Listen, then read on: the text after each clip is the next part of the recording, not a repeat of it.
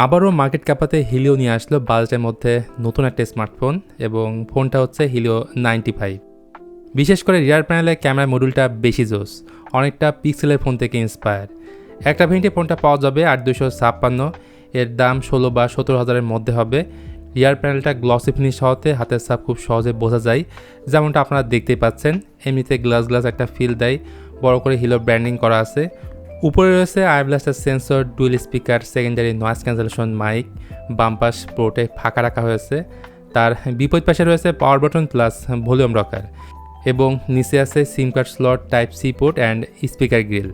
তো যেটা বলছিলাম, এই ফোনটার মেইন আকর্ষণ এটার ক্যামেরা মডিউল, যেটাকে এবার একটু ডিফারেন্ট ওয়েতে প্রেজেন্ট করা হয়েছে। এই ক্যামেরা মডিউলে দুটা ক্যামেরা প্লাস একটি এলইডি ফ্ল্যাশ লাইট আছে। আর হিলো ক্লেম করছে তাদের এই ফোনের ফ্রন্ট প্যানেলে আয়রন গার্ডের পোর্টেশন আছে।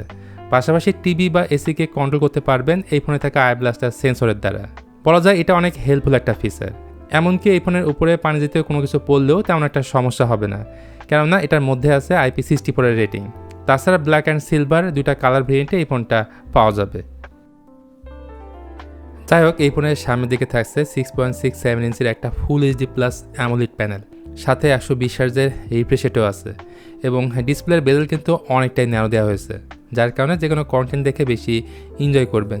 আর হিলো বলছে তাদের এই ডিসপ্লের উপরে আয়রন গার্ডের পোর্টেশন আছে, যার কারণে ফোনটা যদি হাত থেকে বাই চান্স পড়েও যায় তাহলে খুব একটা সমস্যা হওয়ার কথা না।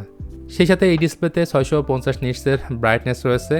এর বাইরে এই ডিসপ্লের উপরে থাকছে optical in display fingerprint scanner, যেটা টাচ রেসপন্স ছিল যথেষ্ট ফাস্ট। এই ফোনটা রান করছে অ্যান্ড্রয়েড 15-এ। আমার মনে হয় এখানে out of the box Android 16 দিয়ে আসলে সবসাথে ভালো হতো।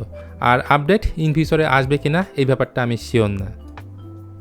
হিলিও 95-এ পরিচিত হিসেবে রয়েছে মিডিয়াটেকের হেলিও G100, যা 6 ন্যানোমিটার বেস, 2.2 গিগাহার্টজ এই ফোনটার ক্লক স্পিড। বলা যায় মোটামুটি পাওয়ারফুল অ্যান্ড পাওয়ার এফিশিয়েন্ট একটা চিপসেট।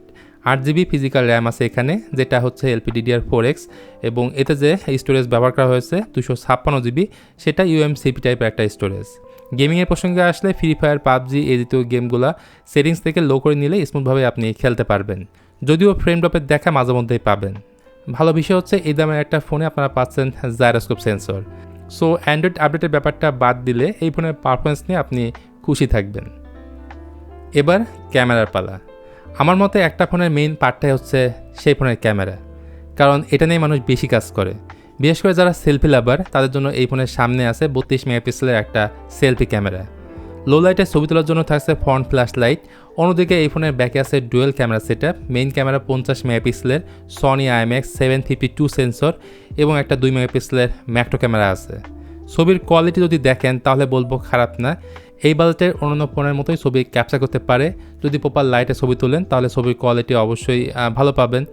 আর এই ফোনটার ব্যাক ক্যামেরা দিয়ে আপনারা ভিডিও রেকর্ড করতে পারবেন সর্বোচ্চ 1080p 30 fps-এ। তবে এতে স্টেবিলাইজেশন না থাকায় ভিডিওর কোয়ালিটি কিন্তু ভালো আসবে না। ফোনটার মধ্যে ব্যাটারি রয়েছে 5000 mAh-এর এবং 33 ওয়াটের চার্জার ফোনের বক্সে পাওয়া যাবে। নেই রিভার্স চার্জিংয়ের সাপোর্ট।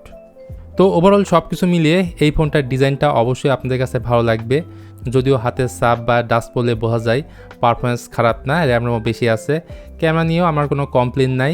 33 ওয়াটের চার্জার আছে আই ব্লাস্টার সেন্সর এবং স্টিরিও স্পিকার।